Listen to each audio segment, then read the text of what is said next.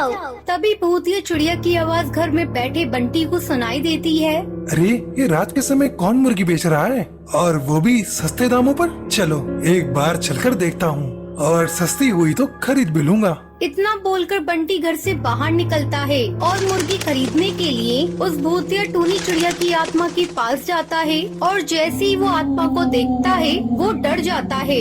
तो तुम तो भूतिया टूनी चिड़िया की आत्मा हो, ना कि मुर्गी बेचने वाली। मैं भूतिया टोनी चिड़िया की आत्मा हूँ और अब मैं तुझे मार कर खाने वाली हूँ। मुझे मत मारो, मैंने तुम्हारा क्या बिगाड़ा है? भगवान के लिए मेरी जान बख्श दो। अरे इतनी मुश्किल से तो मुझे शिकार मिला है और वो भी मैं छोड़ दूँ? कभी नहीं। इतना बोलकर भूतिया टूनी चिड़िया की आत्मा बंटी कबूतर को मार देती है। अगले दिन उसकी लाश जंगल के पक्षी देखकर हैरान हो जाते हैं। ये बंटी को किसने मार डाला? कल रात ही तो मैं इससे मिलकर गया था, उस वक्त तो ये अच्छा खासा था, और अब अचानक से इसकी मौत, मुझे कुछ समझ नहीं आ रहा। फिर रात होती है और फिर से भूतिया चिड़िया की आत्मा अपनी मुर्गियों को ठेले पर लेकर जंगल में बेचने आ जाती है। मुर्गी ले लो मुर्गी, ताजी ताजी मुर्गी, आओ सस्ते दामों पर ले जाओ, इससे सस्ता कहीं नहीं मिलेगा। उस वक्त जंगल में दो चोर चोरी करने के लिए घूम रहे होते हैं, लेकिन बहुत देर तक उन्हें कुछ भी नहीं मिलता, जिससे निराश होकर टुन्नू कालू से बोलता है, यार कालू, आज का दो दिन ही खराब था। पता नहीं सुबह सुबह किस मनहूस का चेहरा देखकर उठा था। वो वहाँ से जाने लगते हैं कि तभी उन्हें भूतिया टूनी चिड़िया की आवाज सुनाई देती है, जिसे सुनकर कालू खुशी से बोलता है, वाह क्या बात है, आज भी हम खाली हाथ घर नहीं जाएंगे, कुछ न कुछ तो लेकर ही जाएंगे। सामने जो वो चिड़िया मुर्गी बेच रही है, हम उसकी सारी मुर्गियाँ चुरा लेंगे और अगले दिन बाजार में उसे बेच देंगे। इतना बोलकर दोनों उस मुर्गी बेचने वाली भूतिया चिड़िया की आत्मा के पास जाते हैं। वो उसे देखकर डर जाते हैं। क्या हुआ, डर गए क्या? तुम तो यहाँ मेरी मुर्गी चुराने आए थे, क्यों अब नहीं चुरानी है क्या? नहीं, हमें नहीं चुराना, हमें छोड़ दो, मत मारो हमें। शिकारी यह शिकार करने आया था और खुद ही शिकार हो गया, अब मैं तुम्हें मार कर खाऊंगी।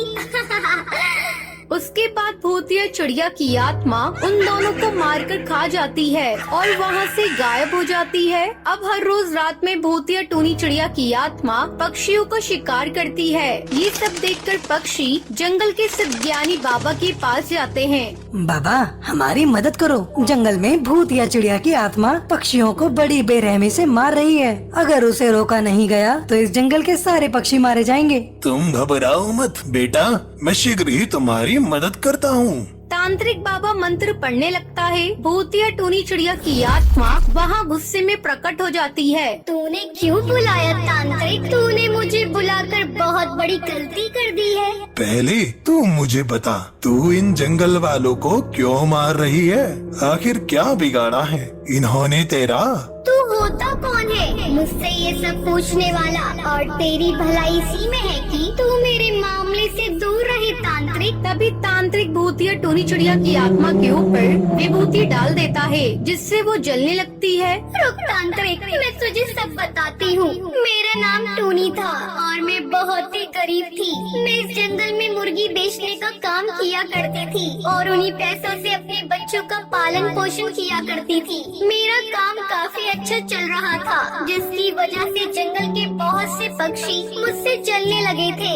ऐसे ही एक वजह से जंगल के बहुत चाकू मार देता है। मौके पर ही टूनी चिड़िया की मौत हो जाती है। कालू कौवा वहाँ से फरार हो जाता है। थोड़ी देर बाद जब सहेलियाँ कमरे में आती हैं तो टूनी चिड़िया की लाश देखकर चिल्लाने लगती हैं। अरे कोई जल्दी यहाँ आओ, पता नहीं टूनी की किसने हत्या कर दी।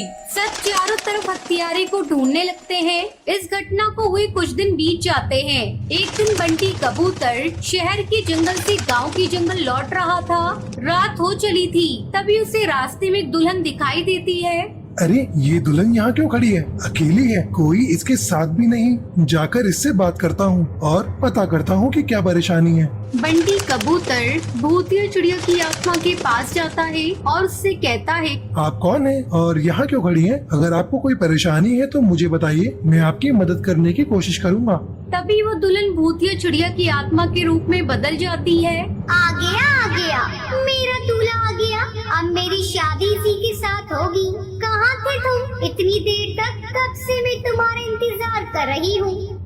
भूतिया चिड़िया की आत्मा, छोड़ दो मुझे। मैं तुम्हारा दूल्हा नहीं। बचाओ, कोई तो मुझे बचाओ इस भूतिया चिड़िया की आत्मा से। ये भूतिया चिड़िया की आत्मा मुझे मार डालेगी। वो भूतिया चिड़िया की आत्मा बंटी कबूतर को मार डालती है। अगले दिन बंटी कबूतर की लाश जंगल में पड़ी मिलती है। हाय रे, किसी ने मेरे बेटे को मार दिया। मेरे बेटे की किसी से क्या दुश्मनी थी। अब हर दिन किसी न किसी पक्षी की लाश जंगल में मिलती। जंगल के पक्षियों को समझ में नहीं आ रहा था कि आखिर पक्षियों को मार कौन रहा है। अचानक एक दिन आधी रात को कालू कौवा चिल्लाने लगता है, बचाओ, कोई तो मुझे बचाओ इस भूतिया चिड़िया की आत्मा से। ये भूतिया चिड़िया की आत्मा मुझे मार डालेगी। भूतिया चिड़िया की आत्मा दुल्हन के भेष में कालू कौवे के सामने आ जाती है। तू मुझसे शादी करेगा? ले मैं खुद आगे तेरी दुल्हन बनने के लिए। चल अब तू दूल्हा बन जा। पर दूल्हा बनने से पहले अब तू मरने के लिए तैयार हो जा। मेरे हाथों से मैं तुझे मार दूंगी। भूतिया टूनी चिड़िया की आत्मा कालू कौवे को मार डालती है और फिर भूतिया चिड़िया की आत्मा वहाँ से गायब हो जाती है। उस दिन के बाद से फिर जंगल में किसी पक्षी की लाश नहीं मिलती। सारे पक्षी राहत की सांस लेते हैं और खुशी